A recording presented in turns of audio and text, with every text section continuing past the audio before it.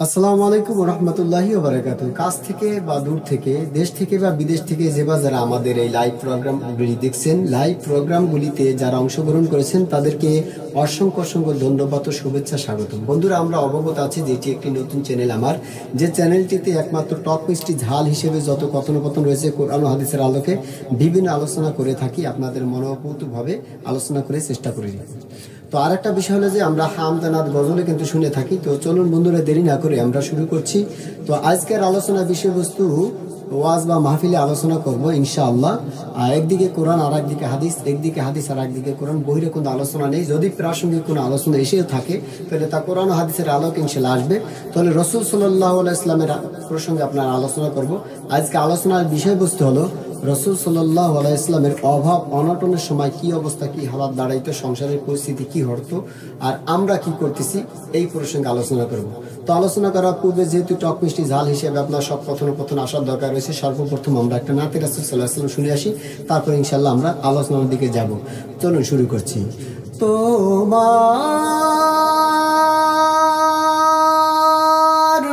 পথ চেয়ে আছি আমি, ইয়া রাসূলাল্লাহ, ইয়া হাবিবাল্লাহ। কবে পাব যে তোমার দিদার, ইয়া রাসূলাল্লাহ, ইয়া হাবিবাল্লাহ। তোমার পথ চেয়ে আছি আমি, ইয়া রাসূলাল্লাহ, ইয়া হাবিবাল্লাহ।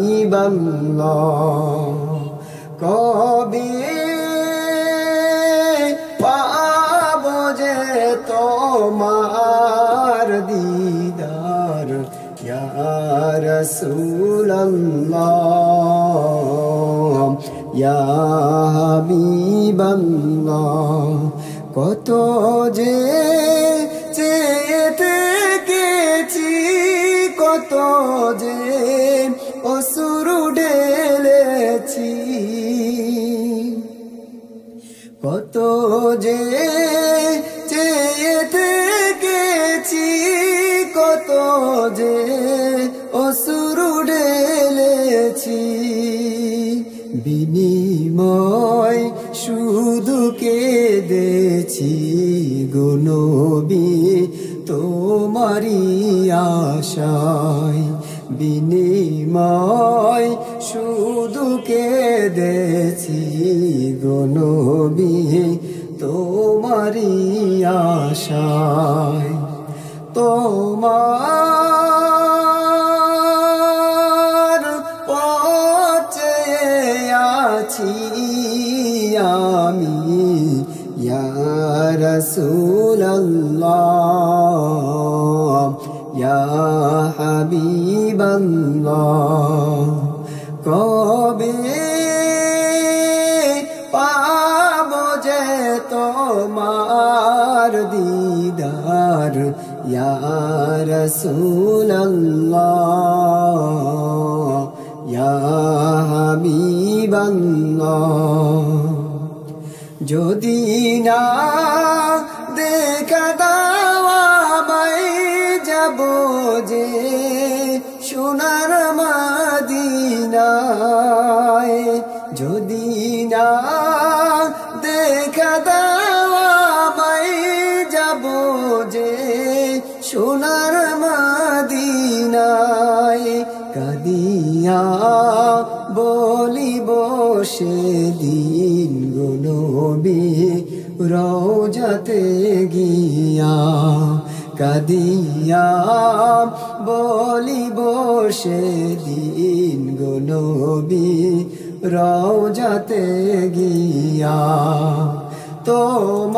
তোমার পথে আছি আমি ইয়া রাসূলুল্লাহ ইয়া ইয়া হাবিবাল্লাহ কবে পাবো যে তোমার দিদার ইয়া রাসূলুল্লাহ ইয়া হাবিবাল্লাহ কবে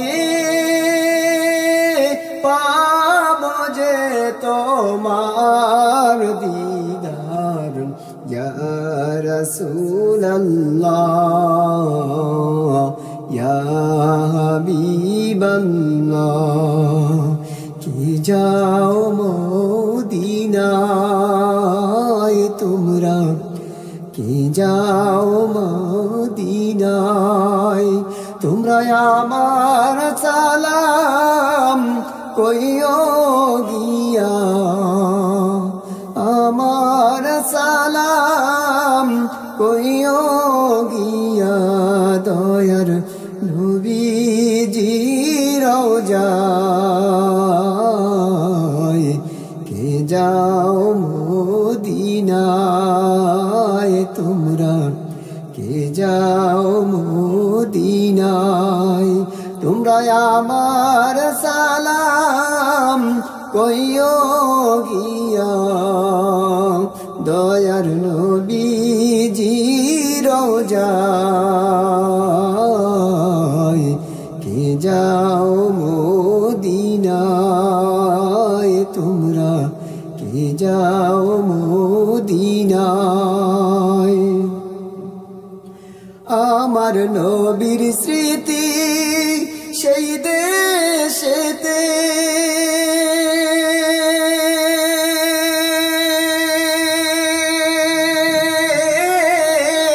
পাওয়া যায় আজও দেখিতে রে আমার নবীর স্মৃতি সেই দেশেতে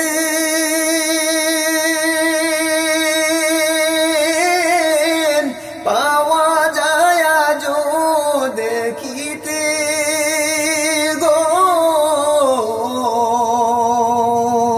আমার দয়ার নবী আজও সেথায় আমার দয়ার নবী আজও সেথায় কাঁদেন উম্মতের মায়ায় কে যাও মদিনায় তোমরা কে যাও মদিনায় তোমরা আমার সালাম কইও গিয়া তোমরা আমার সালাম কইও গিয়া দয়ার নবীজি রওজায় কে যাও মদিনায় তোমরা কে যাও মদিনায় আবার সালাম কইও গিয়া দয়ার নবীজি রওজায় কে যাও মদিনায় তোমরা কে যাও মদিনায় তোমরা কে যাও মদিনায় বন্ধুরা অবশ্যই দিন প্রচারের স্বার্থে চ্যানেলটি লাইক কমেন্ট শেয়ার সাবস্ক্রাইব করে সাথে থাকবেন চ্যানেলটির সাথে আপনারা অবশ্যই থাকবেন দিন প্রচারের সাথে অন্যথায় স্কিপ করে চলে যেতে পারেন বদদোয়া নয় শুধু আপনার ইনশাআল্লাহ চলুন তাহলে আমরা আলোচনায় চলে যাই আমাদের আলোচনা বিষয়বস্তু আজকে অভাব অনটনের সময় রাসূল সাল্লাল্লাহু আলাইহি ওয়াসাল্লামের কি পরিস্থিতি ছিল তার প্রথম পর্বটা আমরা আলোচনা করব চলুন শুরু করছি আলহামদুলিল্লাহ আলহামদুলিল্লাহি রাব্বিল আলামিন والصلاة والسلام على سيد المرسلين وخاتم النبيين وعلى آله وأصحابه أجمعين أما أما بعد فقد قال الله تعالى في كلامه المجيد والفرقانه الحميد أعوذ بالله من الشيطان الرجيم ولينفق ذو سعة من سعته ومن قدر عليه رزقه فلينفق مما آتاه الله وقال تعالى لا يغرنك تقلب الذين كفروا في البلاد متاع قليل ثم مأواهم جهنم وبئس المهاد أو كما قال الله تعالى في كلامه المجيد والفرقانه الحميد وقال النبي صلى الله عليه وسلم الصبر ثوابه الجنة أو كما قال النبي صلى الله عليه وسلم تسليما كثيرا كثيرا وقال الشاعر حمد بحد مر خدای پاک را حمد بحد مر خدای پاک را آکے مدد مشتاق را آکے مدد مشتاق را سید القونین ختم المرسلین سید القونین ختم المرسلین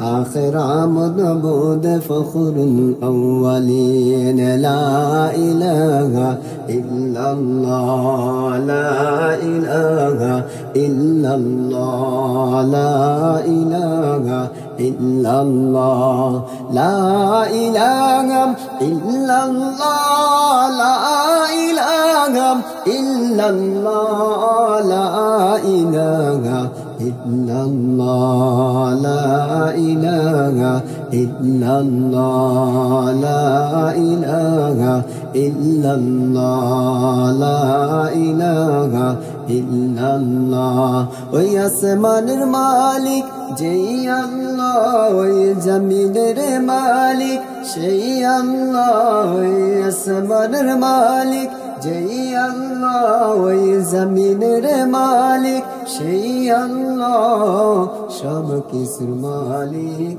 এক আল্লাহ আল্লাহ আল্লাহ আল্লাহু লা ইলাহা ইল্লাহু আল্লাহ আল্লাহ আল্লাহু লা ইলাহা ইল্লাহু লা ইলাহা ইল্লাল্লাহু মুহাম্মাদুর রাসূলুল্লাহ সাল্লাল্লাহু তাআলা আলাইহি ওয়া আলা আলিহি ওয়া আসহাবিহি ওয়া বারাকা ওয়া সাল্লামা তাসলিমান কাসীরান কাসীরা।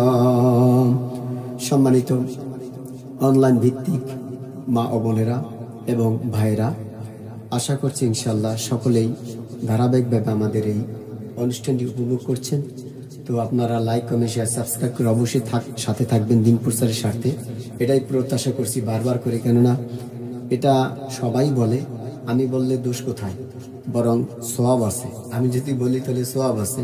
আমাদের মতন ওলামা একরাম যদি কেউ বলে থাকেন এই কথাকে, তাহলে সওয়াব আছে অবশ্যই। ইন্নামাল আমালু বিন্নিয়াত হিসেবে আপনি সওয়াব পেয়ে যাবেন। কেননা অনেকে লাইক কমেন্ট শেয়ার সাবস্ক্রাইব চাইলেও আপনার দুনিয়া কামাইয়ের উদ্দেশ্যে, আবার কিছু কিছু মানুষ আছে আপনার আখিরাতের উদ্দেশ্য চায়। শুধুমাত্র ওলামা একরামগণ তা নয়, বরং দেখা গেছে স্কুল কলেজ ইউনিভার্সিটি যুবক যুবতী ভাই বোনেরা যে যারা আপনার ইউটিউব করেন, অর্থাৎ ইউটিউব চালান, চ্যানেল চালান, কেউ চালান আনন্দ ফুর্তি বিনোদন হিসাবে ব্যক্তিগত পার্সোনালভাবে চ্যানেল খোলেন, আবার কেউ ব্যবসা বাণিজ্যের উদ্দেশ্যে খোলেন। সবাই লাইক কমেন্ট শেয়ার সাবস্ক্রাইব চায়। আর আমি চাইলাম এই উদ্দেশ্যে, আল্লাহর কসম যার হাতে আপনার আমার জীবনে মরণ।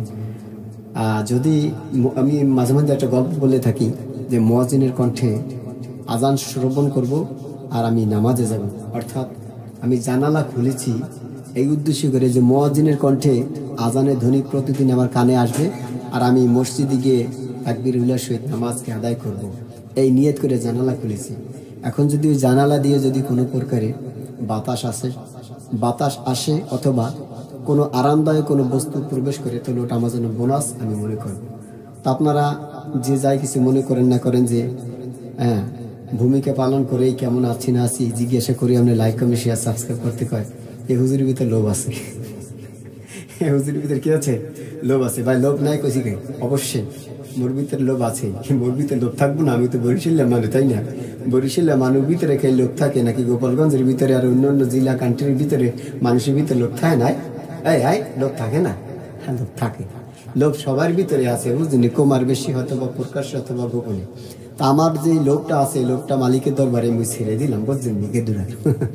ডোন্ট মাইন্ড, মুই একটু মাঝে মধ্যে হাসি রসি কথা করবো। ওই যে বললাম না যে চ্যানেলটা মুক্ত করছিল যে টক মিষ্টি জাল হিসাবে, সুতরাং মুই তো সপ্তাহে দেবো, টকও দেবো, জালও দেবো, মিষ্টিও দেবো, সুতরাং সমস্যা নাই। মুই চালাই যাচ্ছে যেন ইনশাল্লাহ চালাই যায়। তো যাই হোক, তাহলে অবশ্যই ইনশাল্লাহ যে যাই কিছু মনে করেন না করেন, দিনের স্বার্থে যদি বুঝেন তাহলে অবশ্যই এই কাজটা করেন ইনশাল্লাহ। হ্যাঁ, আখেরাতের উদ্দেশ্যে। অন্য কোনো উদ্দেশ্য হলে স্কিপ করে চলে যান প্লিজ, ক্ষমা চেয়ে নিচ্ছি, স্কিপ করে চলে যান। আখেরাতের উদ্দেশ্য হলে থাকেন, আর অবশ্যই ওই কাজটা করেন ইনশাল্লাহ, ফায়দা হবে আখেরাত পাওয়ার উদ্দেশ্যে।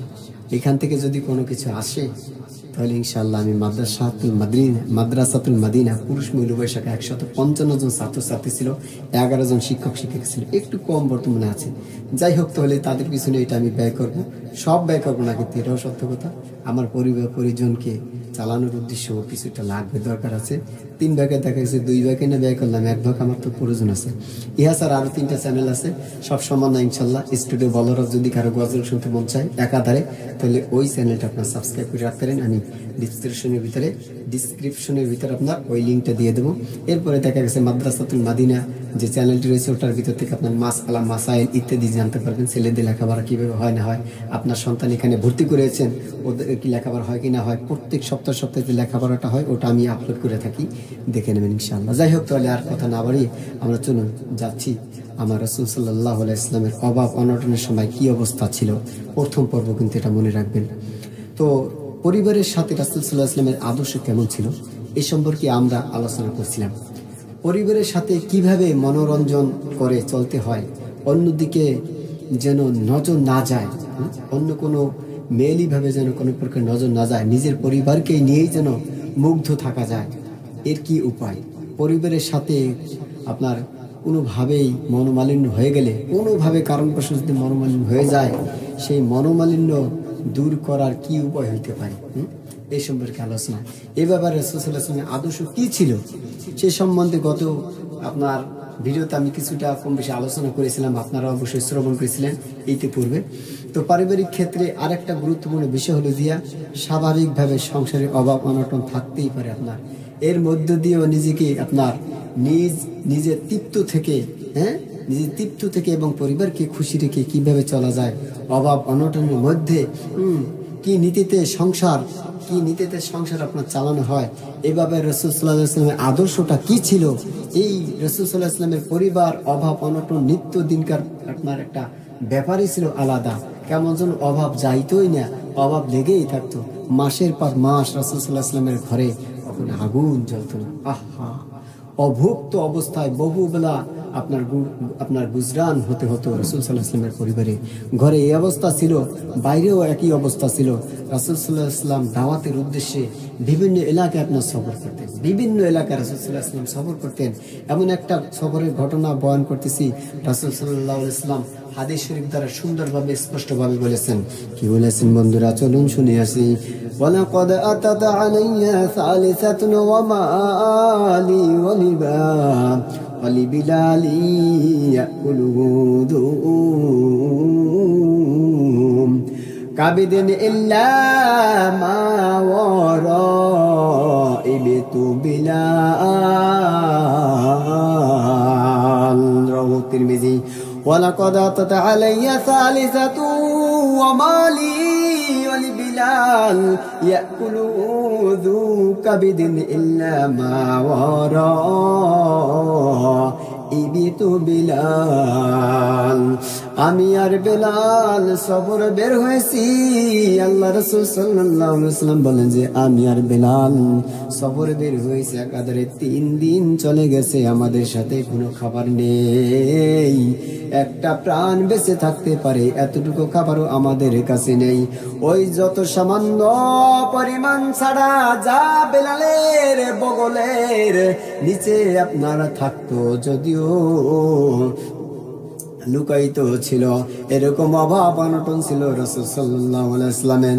রাসূল সাল্লাল্লাহু আলাইহি ওয়াসাল্লামের কাছে প্রস্তাব দেওয়া হয়েছিল, যদি তুমি চাও এ রাসূল সাল্লাল্লাহু আলাইহি ওয়াসাল্লাম, যদি তুমি চাও তোমার জন্য উহুদ পাহাড়কে স্বর্ণে পরিণত করিয়ে দেওয়া হবে। রাসূল সাল্লাল্লাহু আলাইহি ওয়াসাল্লামের ব্যাপারে এমনও কথোপকথন হয়েছিল বন্ধু, যে বলা হয়েছিল রাসূল আপনি যদি চান তাহলে পাহাড়কে স্বর্ণে পরিণত, উহুদ পাহাড় তো সবচেয়ে বড় পাহাড়, সেই পাহাড়কে আপনাকে স্বর্ণে পরিণত করে দেওয়া হবে।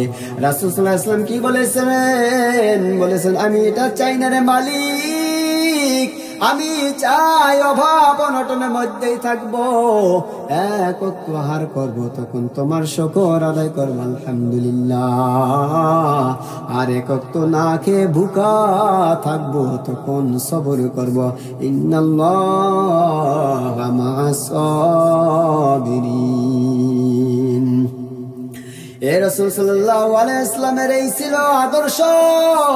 অভাব অনটনের মধ্যে থাকাকে তিনি পছন্দ করেছেন, কিছু পেলে তার জন্য শুকর, আর কিছু না পেলে সবর করা, এরূপ জিন্দেগিকে তিনি বেছে নিয়েছিলেন। সবর আর শুকর এই দুটো গুণের মধ্যে অনেক মর্তবা রয়েছে সবর আর শুকরের ভিতরে। সবরের প্রতিদান হলো জান্নাত। হাদিসের ভিতরে বলা হয়েছে as-sabru সাওয়াবুল জান্নাহ। আল্লাহ রাসূল সাল্লাল্লাহু আলাইহি ওয়াসাল্লাম কত সুন্দর করে বলেছেন, অর্থাৎ সবরের বদলা হলো জান্নাত। যদি কোনো একটা সবর আল্লাহর কাছে কবুল হয়ে যায়, তাহলে ওই সবরের বিনিময়ে জান্নাত পাওয়া যেতে পারে। সবর অর্থ আল্লাহ পাক যে অবস্থায় রেখেছেন আমি তাতেই খুশি রে মালিক, তাতে আমি সন্তুষ্ট, আমার কোনো অভিযোগ নেই। এরূপ সবরের মাধ্যমে আল্লাহর প্রতি চরম ভক্তি প্রকাশ করা হয়। সবরের মাধ্যমে আল্লাহর কাছে চরম ভাবে নিজেকে সুপর্দ করা হয়। আল্লাহর নিকট নিজেকে এরকম চরম ভাবে ন্যস্ত করলে, যদি ন্যস্ত করা হয়, কেনই বা আল্লাহ পাক তাকে জান্নাত বন্ধু দেবেন না। যারা ধৈর্য ধারণ করবে মালিকের ওয়াদা লা ইউখলিফুল্লাহ, মালিক কখনো ওয়াদা খেলাপকারী নয়, অবশ্যই তাকে জান্নাত দিয়ে দেবেন। যে ব্যক্তি বিনা যুক্তিতে আল্লাহকে ভালোবাসে, বিনা যুক্তিতে আল্লাহর সব কিছু মেনে নিতে পারে, কোনো অভিযোগ ছাড়াই আল্লাহর উপর সন্তুষ্ট থাকে, খুশি থাকে গো, যে আল্লাহর প্রতি এরকম চরম ভাবে নিবেদিত প্রাণ হয়ে থাকে, তাকে আল্লাহর জান্নাত দেবেন না বলেন, তাহলে কাকে আল্লাহ তাআলা জান্নাত দিতে পারে? তাই সবরের প্রতিদান হলো জান্নাত। এই হলো সবরের ফায়দা। বন্ধুরা চলুন এবার আমরা শুকরের ফায়দাটা শুনে আসি। শুকর গুজারি যদি করি ওলা তা করুন, শুকরিয়া আদায় করতে হবে, যদি শুকরিয়া না করে তাহলে ফলাফল বিপরীত হয়ে যায়। লাইন শাকারতুম লাযীদান্নাকুম, সূরা ইব্রাহিম 7 নম্বর আয়াতে আল্লাহ সুবহানাহু ওয়া তাআলা বলেছেন লাইন শাকারতুম লাযীদান্নাকুম, যদি শুকর করো বান্দা তাহলে আমার নিয়ামত বৃদ্ধি করে দেব। ওয়াশকুরুলি, শুকর করো আমার, ওয়ালা তাকফুরু, কুফরি করিও না, অস্বীকার করো না। ওয়াশকুরুলি ওয়ালা তাকফুরা, লা ইন শাকারতুম লাযীদান্নাকুম, কত সুন্দর ভাবে বলেছে, যদি শুকর করো তাহলে আমার নিয়ামত বৃদ্ধি করে দেব, কখনো অভাব অনটন তোমাকে স্পর্শ করবে না। বোঝা গেল শুকর আদায় করলে আল্লাহ পাক আমার প্রতি তার নিয়ামত বৃদ্ধি করে দিবেন। নিয়ামত দুই ভাবে আল্লাহ পাক বৃদ্ধি করে দিয়ে থাকেন। বন্ধু জেনে রাখার দরকার, কখনো কখনো পরিমাণ বৃদ্ধি করে দেন। অনেক দিনদার মানুষের সম্পদ তাই বেড়ে যায়, বেড়েই চলছে। আবার অনেকের ক্ষেত্রে পরিমাণ বৃদ্ধি করেন না, তবে বরকত বৃদ্ধি করিয়া দেন। সম্পদের আসল উদ্দেশ্য হলো শান্তি পাওয়া, নিরাপত্তা পাওয়া, প্রয়োজন পূর্ণ হওয়া, মনের আশা আকাঙ্ক্ষা পূর্ণ হওয়া, মনের ভিতরে তৃপ্তি অর্জিত হওয়া। শুকর করলে আল্লাহ পাক সম্পদের দ্বারা এগুলো অর্জন হতে দেন। এটাই হলো সম্পদের বরকত, এটাই কিন্তু সম্পদের বরকত। এভাবে তিনি বরকত বৃদ্ধি করে দেন। তাই দিনদার মানুষের ক্ষেত্রে দেখা যায় তার সম্পদের পরিমাণ এত বেশি নয়, এত বেশি সম্পদ তারা পায় না, কিন্তু যতটুকু আছে তা নিয়ে তারা সুখ সমৃদ্ধিতে আছে, তৃপ্তি সহকারে আছে, ছেলে মেয়ে নিয়ে আনন্দ ফুর্তিতে আছে। তাদের কখনো হৃদয়ের ভিতরে আপনার হৃদয়ের ভিতরে কখন দুঃখ স্পর্শ করে না। আরেকজন আপনার মানুষ কোটি কোটি টাকার মালিক, কোটি মিলিয়ন বিলিয়ন টাকার মালিক, অগাধ সম্পদের মালিক, কিন্তু তার টেনশন লেগে আছে, বিপদের পর বিপদ লেগে আছে, সে মনে শান্তি নাই, তার মানে কখনো শান্তি নাই। শুয়ে আছে, চিন্তা ভাবনায় পড়তেছে, কখন যেন রাইফেলের গুলি আসিয়া তাক লাগাইয়া দেয়, কখন যেন শেষ নিঃশেষ করে ফেলাই গো। সে অশান্তি আর অশান্তি, শান্তি পাচ্ছে না, তার অভাব বোধ দূর হচ্ছে না। বাজে খাতে তার সম্পদ উড়ে যায়, বাজে খাতে উড়িয়া যায়। কেন সম্পদ থাকে না, কি কেন থাকবে না? আরে থাকবেই না কেন গো? নাফরমানি করিয়া বাড়াও, 24 ঘন্টা শুধু বসে টাকা লাগাই বাড়াও, অবৈধভাবে ইনকাম করিয়া বাড়াও, তাহলে তোমার ভিতরে শান্তি আসবে কই থেকে গো? মাওলা পাক তো শান্তি ঘুম হারাম করে দিয়েছে। যাই হোক, কেউ শুকর আদায় করলে আল্লাহ পাক হয় তার সম্পদের পরিমাণ বৃদ্ধি করিয়া দিবেন, কিংবা সম্পদের বরকত বৃদ্ধি করিয়া দেন। কোন অবস্থাতেই সবর ও শুকর ফায়দা থেকে সে খালি নয়। যারা প্রকৃতপক্ষে মুমিন তাদের জন্য এই কথা। রাসূল সাল্লাল্লাহু আলাইহি ওয়াসাল্লাম তাই বলেছেন, আমি এরকম জিন্দেগি চাই যে জিন্দেগিতে সবর এবং শুকর থাকবে। আমি সম্পদের জিন্দেগি কখনো চাই না।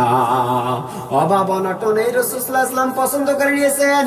রাসূল সাল্লাল্লাহু আলাইহি ওয়াসাল্লামের জীবনযাত্রার যে মান ছিল, রাসূল সাল্লাল্লাহু আলাইহি ওয়াসাল্লামের পরিবারের জীবনযাত্রার যে মান ছিল গো, তার চেয়ে আমাদের জীবনযাত্রার মান অনেক গুণ বেশি।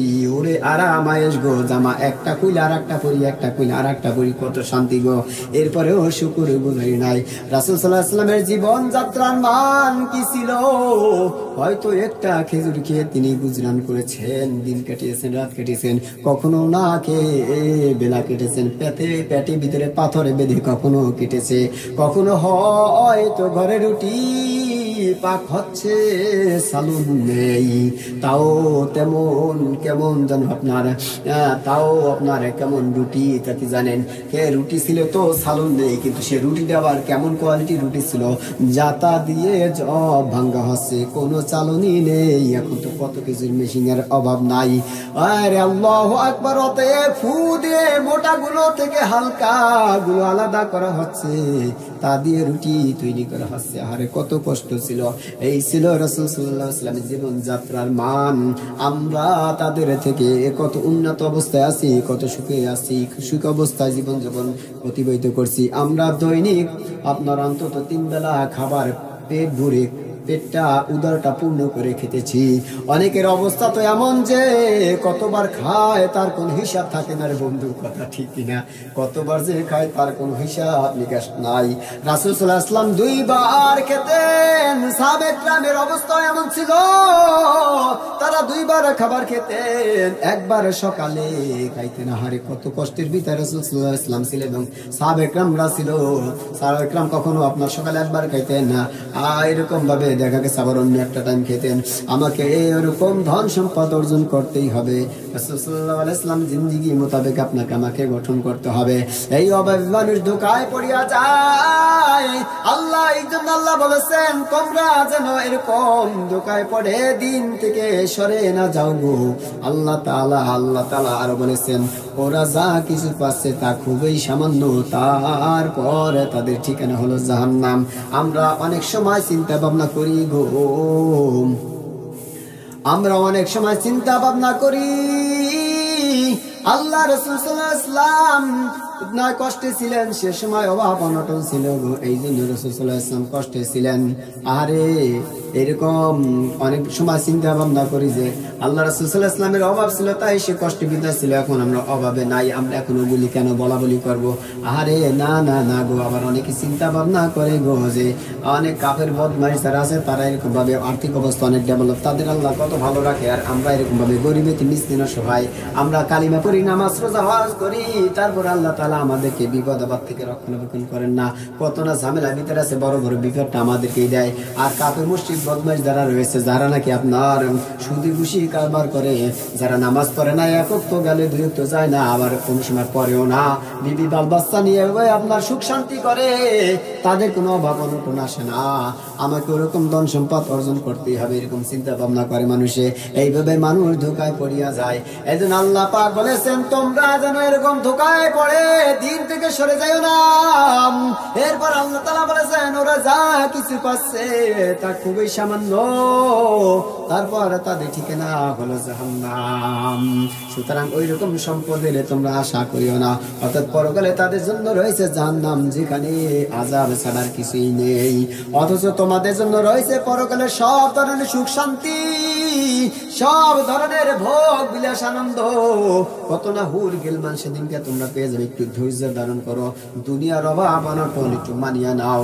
তবে বর্তমান যে পরিস্থিতি আছে, রব্বানা আতিনা ফিদ দুনিয়া হাসানাতাও ওয়া ফিল আখিরাতি হাসানাতাও ওয়া কিনা আযাবান নার, আয়াতে কারিমা হিসেবে মিলে যাচ্ছে যে আল্লাহ দুনিয়ায় শান্তি চাই, আখিরাতেও শান্তি চাই। তাহলে দুনিয়ার শান্তি পাইলাম, আখিরাতেও শান্তি আমরা চাই। এ বন্ধু, শান্তি পাইয়া যেন আল্লাহকে না ভুলিয়া যাই।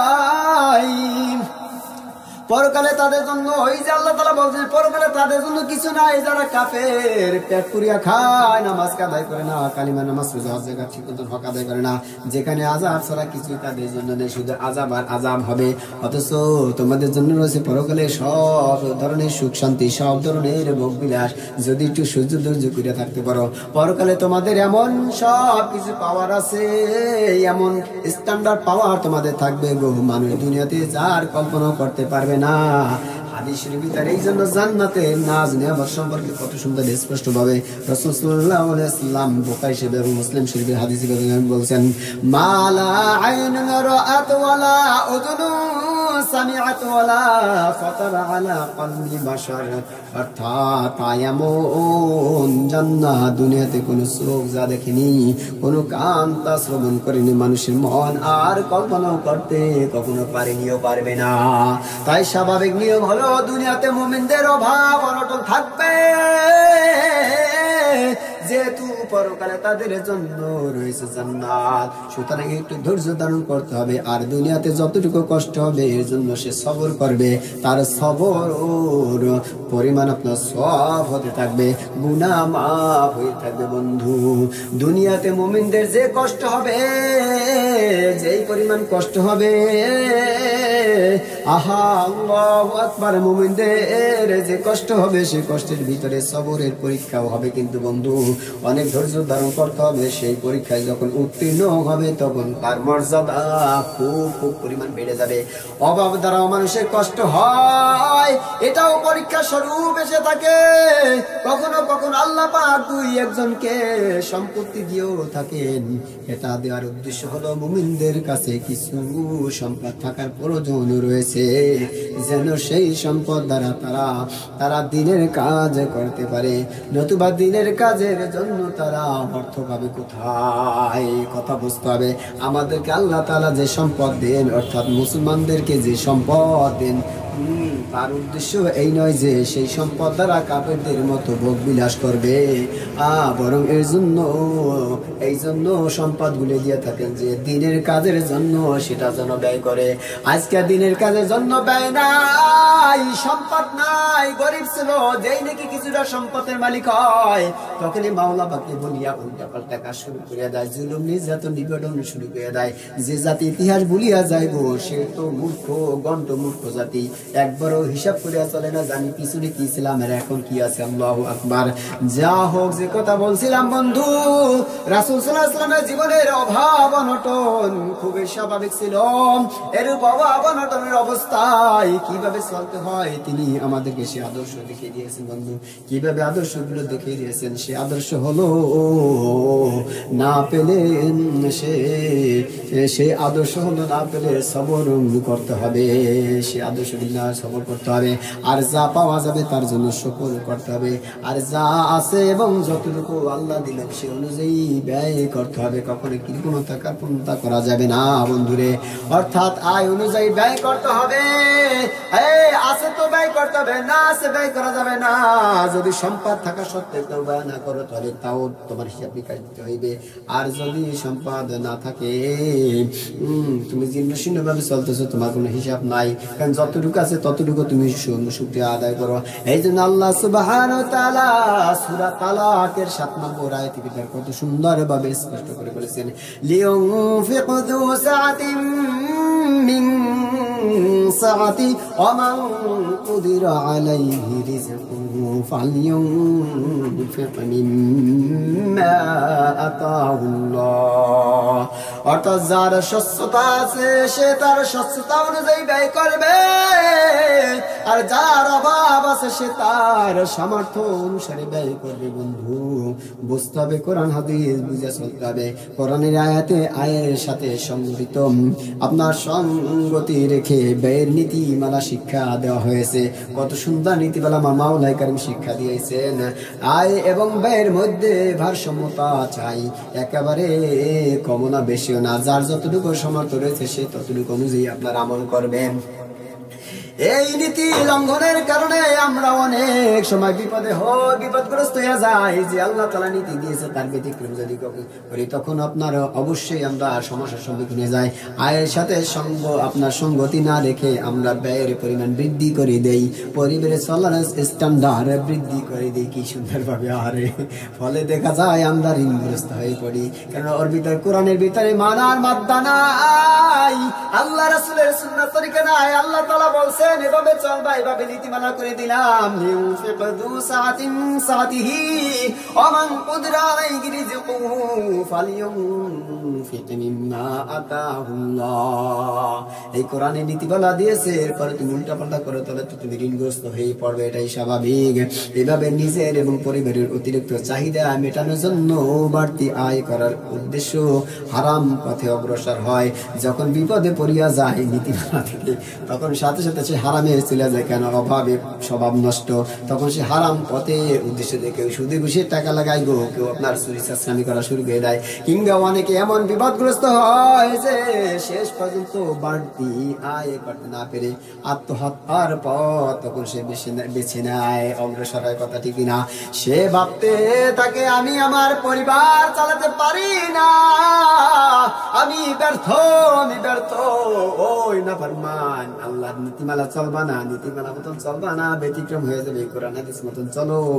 যার যতটুকু আয় আছে সেই ততটুকু ব্যয় করো, সেই মোতাবেক হিসাব করো। তোমার আয় আছে 5 টাকা, তুমি ফুটান কি মারাইয়া দেখা গেছে মাছ কেনা, তুমি ওই 5 টাকার সাথে আরো মিলিয়ে তোমার ধার খরচ করে তুমি 10 টাকাটা মাছ কিনে নিয়ে আসলা। এ বন্ধু উদাহরণস্বরূপ একদম বছর বসলাম বললাম আর কি, তাহলে তোমার ক্ষতি হবে না? কার হবে? আল্লাহ তাআলা তো বলছে তোমার যেরকম আয় সেরকম তুমি ব্যয় করো।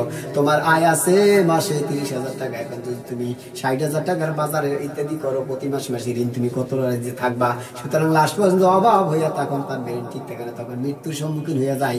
হিসাব ছাড়া ব্যক্তিরা তখন ফাঁসির কাছে ঝোলে নিজেদের আত্মহত্যা করে, নাউজুবিল্লাহ। এই ব্যর্থ জীবন রেখে লাভ কি?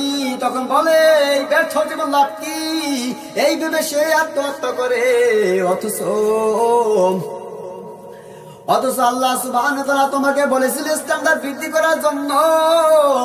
স্ট্যান্ডার্ড বৃদ্ধি করবা কি? ওইভাবে তুমি যতটুকু সম্ভব হয় ততটুকু করবা। যতটুকু আয় ছিল সেই আয়ের সাথে সঙ্গতি রেখে ব্যয় করলে তাহলে তো তোমার এমন মানসিকতা পরিস্থিতি হতো না। কথা ঠিক কিনা বন্ধুরা? এই বলতেছিলাম আল্লাহু আকবার। স্ত্রী এবং পরিবারের সদস্যকে সংসার চালানোর তরিকা শিখাতে আপনার শিক্ষা নিতে হবে। তারা যেন আয়ের চেয়ে বেশি কোনো দাবি না করে, আয়ের চেয়ে যেন বেশি না করে। স্ত্রী কি করতে হবে? স্ত্রী এবং পরিবারের সদস্যদেরকে সংসার চালানোর তরিকা শিখাই দিতে হবে। তারা যেন আয়ের চেয়ে বেশি কোনো দাবি না করে। রাসূল সাল্লাল্লাহু আলাইহি ওয়াসাল্লামের এই নীতিই ছিল বিবিদেরকে এক মাসের বা কয়েক মাসের খরচ তিনি একসাথে দিয়ে দিতেন এবং বলে দিতেন এ দিয়ে তোমার এতদিন সংসার চালাতে হবে। কত সুন্দর নীতিমালা রাসূল সাল্লাল্লাহু আলাইহি ওয়াসাল্লাম তার স্ত্রীদেরকে দিয়ে দিয়েছেন যে এভাবে তোমার সংসার চালাতে হবে। এটাই সুন্দর একটা ব্যবস্থাপনা ছিল, কত চমৎকার ব্যবস্থা ছিল। এইরূপ হলে তো তারা অতিরিক্ত কোনোদিন দাবি করবে না। তাদেরকে জানিয়ে দেওয়া হোক যে পরিমাণ আয় সে পরিমাণ সে ব্যয় করবে। এভাবে তাদেরকে সংসার চালানো শিখে দিতে হবে। এ বন্ধুরে, কোনোদিন কি এমন পন্থা অবলম্বন করছো? এক মাসের বাজার স্ত্রীকে দিয়ে বলতে হবে, বন্ধু ও আমার প্রিয় তোমার স্ত্রী, বন্ধু রে আমার আয় আছে এতটুকু, আমি কিভাবে ব্যয় করবো, এই ভিতরে তোমার চলতে হবে। তখন সে তেল যেখানে লাগবে তোমার 4 ফোঁটা, সেই স্থানে সে আপনার 3 ফোঁটা দেবে অথবা 2 ফোঁটা দেবে, হিসাব করে চলতে হবে। এই নীতিমালা তাকে শিক্ষা দিতে হবে, রসুলের আদর্শ শিক্ষা দিয়ে দিতে হবে যে রসুল সাল্লাল্লাহু আলাইহি ওয়াসাল্লাম এইভাবে তার স্ত্রীদেরকে এরকম ভাবে শিখিয়ে দিয়েছেন। সুতরাং তোমাকে সেইভাবে চলতে হবে, তাহলে আর কোনোদিন অভাব অনটন করা হবে না, আর কোনোদিন আত্মহত্যা করে দুনিয়া থেকে জাহান্নামে হয়ে যাওয়া যাবে না, লাগবেও না। নিজের মধ্যে এবং পরিবারের লোকদের মধ্যে স্ট্যান্ডার্ড বৃদ্ধি করার চেতনা যেন সৃষ্টি না হয়, এই জন্য ইসলামী নীতিতে শিক্ষা দেওয়া হয়েছে গরিবদের সাথে বেশি বেশি উঠা বসা করো। উপর দিকে বেশি তাকায়ও না, কোটিপতি কি আছে সেদিকে বেশি তাকায়ও না, নিচের দিকে তাকাও, গরিবের দিকে তাকাও। আমার থেকে উপর স্ট্যান্ডার্ড লোকদের কাছে যখন যাবা, এ বন্ধু আমার বিবি বাচ্চাদেরকে যখন এরূপ লোকদের সাথে উঠা বসা করাবো, তখন আমি দেখবো আমার পরিবারের লোকজন দেখবে ওদের ঘরে কত কিছু আছে, আমাদের তো এত কিছু নেই। তখন স্ট্যান্ডার্ড বাড়ানোর চিন্তা মাথা ঢুকে যাবে। তাই গরিবদের সাথে বেশি উঠা বসা রাখতে হবে। এবং অর্থাৎ দিনদার গরিব যারা আছে, দিনদার পাকা পোক্ত যারা দিনদার গরিব আছে, তাদের সাথে উঠা বসা লাগাইতে হবে। কোটিপতির সংসারে কখনো তোমার মেয়েকে তোমার স্ত্রীকে বেড়াইতেও পাঠাবা না।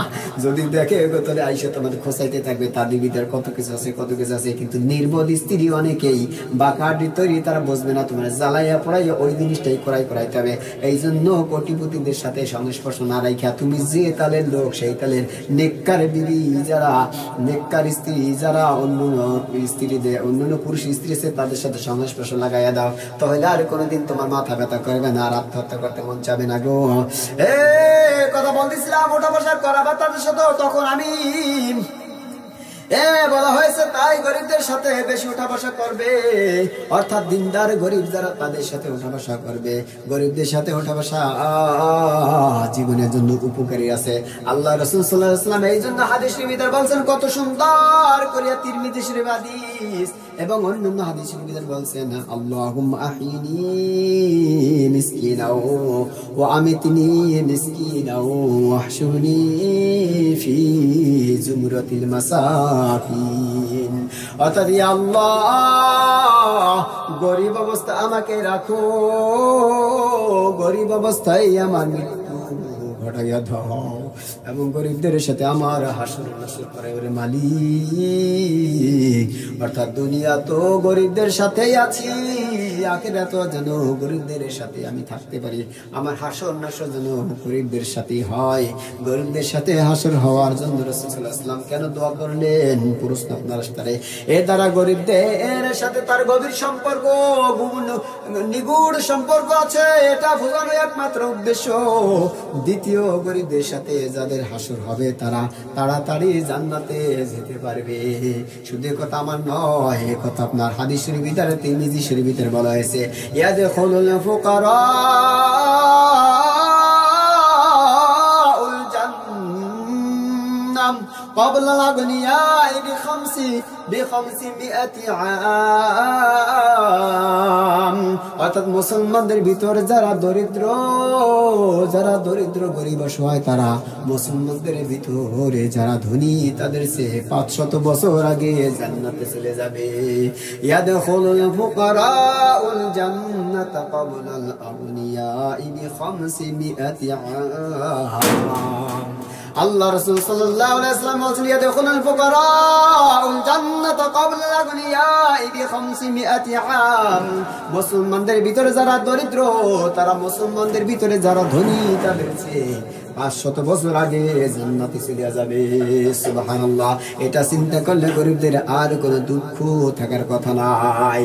দুনিয়াতে অর্থের অভাব, একটু কষ্ট হলেও পরকালে তার বড় অনেক, কত বড় যে অফার রয়েছে, পুরস্কার আর পুরস্কার। ধনী হলেই বরং ঝামেলা ঝামেলা, যেখানে যায় সেখানে ঝামেলা, বেশি ঝামেলা। যার 1 কোটি আছে সে মনে চায় আরো 1 কোটি টাকা হোক, যার মিলিয়ন টাকা আছে সে মনে করে বিলিয়ন টাকা হোক। 2 দিনেতেও দেখা যায় যে ধনী, দুনিয়াতেও দেখা যায় ধনী, তার উপর নানা রকম ট্যাক্স, নানা রকম ঝামেলা। কিন্তু হয়তো থেকে যদিও বা কোটিপতি গো, ট্যাক্স আর ট্যাক্স, যত পরিমাণ সম্পত্তি মালিক হবা সরকারের পক্ষ থেকে ট্যাক্স এসে যাবে, বিভিন্ন প্রকারের ট্যাক্স আর ট্যাক্স এসে যাবে। তখন চিন্তা ভাবনা হিসেবে অত গরিব, আপনার অত বড় লোক হওয়ার দরকার নাই। আর যে গরিব তার অত সব ঝামেলা নাই, কোনো ঝামেলা নাই। দিন আনে রাত্রে, আপনার যা কিছু আনে রাত্রে বেলা, স্ত্রী পরিবার পরিজন বাচ্চার কাছে নিয়ে খাই আলে তোষকে বিদায় শীতের সময় সুন্দরভাবে শুয়ে দেখবো, কোনো টেনশন নাই। বড় লোকের বাচ্চা সবসময় চিন্তা ভাবনা করে কোন সময় সে ফুস করে গুলি করে মাইরা দেয় গো। এমন বড় লোক আপনার হওয়া কোনো প্রশ্ন আসানোর দরকার নাই। আল্লাহু আকবার। যদি ধনী না হয়ে থাকে তাতে কোনো পেরেশানি করো না।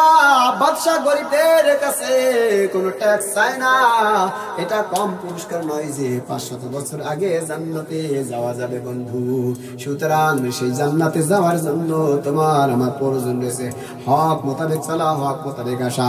এই জন্য আল্লাহ রাসূল আল্লাহ সুবহানাহু ওয়া তাআলা 47 নম্বর আয়াতের ভিতরে আল্লাহ তাআলা বলছেন হজ, সূরা হজের 47 নম্বর আয়াতের ভিতরে বলছেন ইন্না ইয়াওমান ইনদা রাব্বিকা ফাকা আলফি সানাতিন মিম্মা তাউদ্দুন ওয়া ইন্না ইয়াওমান ইনদা রাব্বিকা কা আলফি সানাতিন মিম্মা তাউদ্দুন।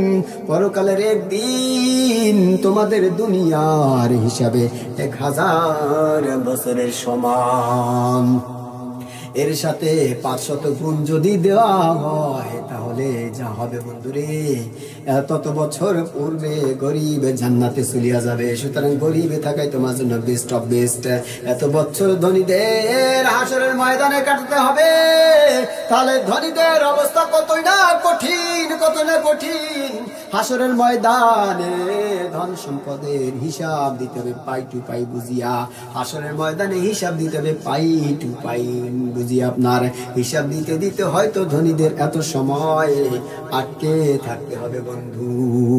হাসরের ময়দানে ধন সম্পদের হিসাব দিতে হবে, হয়তো ধনীদের এত সময় কত পরিমাণ কষ্ট হবে গো। দুনিয়ার হিসেবে লক্ষ লক্ষ বছর বেশি আটকে থাকতে হবে। এ বন্ধুরা তোলে টেনশন করিও না, গরিব আছে ওটাই শুকরিয়া করে নাও। আল্লাহ পাক রক্ষা করুন, সবাই বলেন আমিন। ধনী যদি ধন সম্পদকে আল্লাহর হুকুম অনুযায়ী আয় এবং ব্যয় করে থাকে, আর সহজে আল্লাহ যদি হিসাব নিয়ে নেন তাহলে হয়তো সহজে রক্ষা পেয়ে যেতে পারে বন্ধু। কিন্তু এরকম হবে কি না হবে তাও বড় কঠিন ব্যাপার। নতুবা যদি হিসাব কড়ায় কড়ায় গন্ডায় গন্ডায় লেগে যায় আর লক্ষ লক্ষ বছর ময়দানে হাসরে হিসেবের ঝামেলায় আটকে যায় বন্ধু, তাহলে তখন বুঝে আসবে গরিব থাকাটা কত না ভালো ছিল। এখন আর বোঝা যাবে না, তখন ঠিকই তুমি বুঝতে পারবা বন্ধু। রাসূল সাল্লাল্লাহু আলাইহি ওয়াসাল্লাম তাই দোয়া করেছেন, ইয়া আল্লাহ আমাকে গরিব রাখো, আমাকে গরিব রাখো। আমি গরিব অবস্থায় থাকতে চাই, গরিব অবস্থায় মরতে চাই, গরিব অবস্থায় হাসরের ময়দানে উঠতে চাই গো মালিক। গরিবদের সাথে ওঠা বসা করাকে রাসূল সাল্লাল্লাহু আলাইহি ওয়াসাল্লাম এই জন্যই তো পছন্দ করতেন। রাসূল সাল্লাল্লাহু আলাইহি ওয়াসাল্লামের এই নীতি অনুযায়ী যদি আমি চলি বা তোমরা চলো, আমরা চলতে পারি এবং আমাদের পরিবার পরিজনদেরকে চলাইতে পারি, আমার স্ত্রীকে, আমার ছেলেকে, আমার মেয়েদেরকে গরিবদের সাথে ওঠা বসা করাইতে পারি, তাহলে কারো মধ্যে আর স্ট্যান্ডার্ড বানানোর কোনো চিন্তা ভাবনা আসবে না, স্ট্যান্ডার্ড হওয়ার কোনো চিন্তা ভাবনা আসবে না। যদি কোনোভাবে তাদের মাথায় স্ট্যান্ডার্ড বাড়ানোর চিন্তা ঢেকে আপনার ঢুকিয়া যায়, তাহলে নিজে যেমন গরিব থাকার ফজিলতের কথা শুনি, তাদেরকেও শুনাইতে হবে। তাদেরকে সকাল সন্ধ্যা আপনার কোরআন হাদিসের আলোকে তাবলীগি সিস্টেমে বুঝাইতে হবে। দুনিয়া ত্যাগী বুজুর্গদের কথা তাদেরকে শোনাতে হবে। দুনিয়া ত্যাগের ফজিলত কি এটা তাদেরকে শোনাতে বুঝাইতে হবে, রাগ মেজাজে নয়, ঠান্ডা মস্তিষ্কে বুঝাইতে হবে। শোনালে আস্তে আস্তে যখন তাদেরকে এরকম ভাবে শুনাইতে থাকবে, আস্তে আস্তে তাদের চেতনা দুরস্ত হইয়া যাবে। বন্ধু, স্ত্রী এবং সন্তান আদির মধ্যে কখনো অতিরিক্ত দাবি দেওয়ার মনোভাব টের পেলে তাদেরকে সাবধান করে দিতে হবে। খবরদার, না না, বুঝের মাধ্যমে দিতে হবে, রাগ মেজাজে নাই দিতে পারবো না, চালো এখান থেকে চলে যাই ইত্যাদি বলা যাবে না। একটা ঘটনা আপনাদেরকে শোনাতে চাই। খন্দকের যুদ্ধের পর মদিনা এলাকার দুটো ইহুদি গোত্র বনু নজির ও বনু কুরাইজা থেকে অর্জিত গনিমতের মাল মুসলমানদের ভিতরে হস্তগত হইল। গনিমতের মাল তো আপনার বুঝতে পারছেন যে যুদ্ধের রণাঙ্গনে যখন আপনার যুদ্ধ লাগিয়া যায় তখন আপনার ওই স্থানে দেখা গেছে আপনার যত প্রকার সম্পদ থাকিয়া যায়। কাফেররা যখন পরাজয় বরণ করে মুসলমান যখন জয়ী হয়ে যায় তখন এই সম্পদ গুলাকে গনিমতের মাল বলা হয়। এতে মুসলমানদের খানিকটা সচ্ছলতাও ফিরে আসে। তখন রাসূল সাল্লাল্লাহু আলাইহি ওয়াসাল্লামের বিবিরা মনে মনে করলেন এবার একটু জীবিকা ও খরচাদি বৃদ্ধি দাবি তোলা যায়। চিন্তা ভাবনা করলেন যেহেতু গনিমতের মাল পেয়েছি গো, এখন তো রাসূল সাল্লাল্লাহু আলাইহি ওয়াসাল্লামের কাছে একটু বৃদ্ধি খরচের দাবি দাওয়া করা যায়। তারা সম্মিলিত ভাবে রাসূল সাল্লাল্লাহু আলাইহি ওয়াসাল্লামের কাছে এই দাবি করলেন আমাদের খরচাদি পরিমাণ একটু বৃদ্ধি করিয়া দেওয়া হোক। রাসূল সাল্লাল্লাহু আলাইহি ওয়াসাল্লাম ইচ্ছা করলে কিছুটা বৃদ্ধি করে দিতে পারতেন। ও নবীর উম্মতরা, আল্লাহর প্রিয় বান্দা বান্দিরা, শুনে রাখো, সাহাবায়ে কেরাম রাদিয়াল্লাহু তাআলা আনহুকে যখন দিয়েছেন তখন বিবিদেরকেও তিনি কিন্তু দিতে পারতেন। কিন্তু রাসূল সাল্লাল্লাহু আলাইহি ওয়াসাল্লাম দেখলেন এত সম্পদের মোহ, এত স্ট্যান্ডার্ড বাড়ানোর চিন্তা, এই চিন্তা তো ভালো নয়। এই চিন্তা যদি একবার মাথার ভিতরে ঢুকে যায় তাহলে একবার বৃদ্ধি করে দিলে গো চিন্তা শেষ হবে না। যে লক্ষপতি সে কোটিপতি, যে 5 টাকার মালিক সে 10 টাকার মালিক হতে চাবে। দিশে আপনার চিন্তা শেষ হবে না, বরং আরো বৃদ্ধি পেতে থাকবে। তিনি এই দাবি শুনে খুব দুঃখিত হলেন, মনক্ষুণ্ণ হয়ে গেলেন। এ প্রসঙ্গে আল্লাহ তাআলা কুরআনুল কারীম সাথে সাথে নাযিল হইয়া যায়, আমরা জানি না বুঝি না তাই। সূরা আহজাব 28 নম্বরে আয়াতে আল্লাহ সুবহানাহু ওয়া তাআলা কত সুন্দর স্পষ্ট ভাবে বলছেন, ইয়া আইয়ুহান নবী قل لأزواجك إن كنتن تريدن الحياة الدنيا وزينتها فتعالين أمتعكن وأسرحكن سراحا جميلا وإن كنتن تريدن الله ورسوله والدار الآخرة فإن الله أعد للمحسنات منكن أجرا عظيما। আল্লাহ সুবহানাহু ওয়া তাআলা সাথে সাথে আয়াতে কারিমাকে নাযিল করে দিলেন, রাসূল তুমি বিবিদেরকে বলে দাও যদি পার্থিব জীবন তার বিলাসিতা কামনা করো তাহলে আসো আমি তোমাদের ভোগের ব্যবস্থা করে দিই এবং ভালোভাবে তোমাদের বিদায় দিয়ে দিই। অর্থাৎ যা চাও বন্ধুরে শুনে রাখতে হবে, যা চাও তা দিয়ে দেব। চলিয়া যাও, তবে আমার বিবি হিসেবে আর থাকতে তোমরা পারবে না। কারণ আমার আদর্শ এটা নয় যে আমার পরিবারের সম্পদের মোহ এসে ঢুকুক। আল্লাহু আকবার। এটাই তো রাসূল সাল্লাল্লাহু আলাইহি ওয়াসাল্লাম অবস্থা ছিল।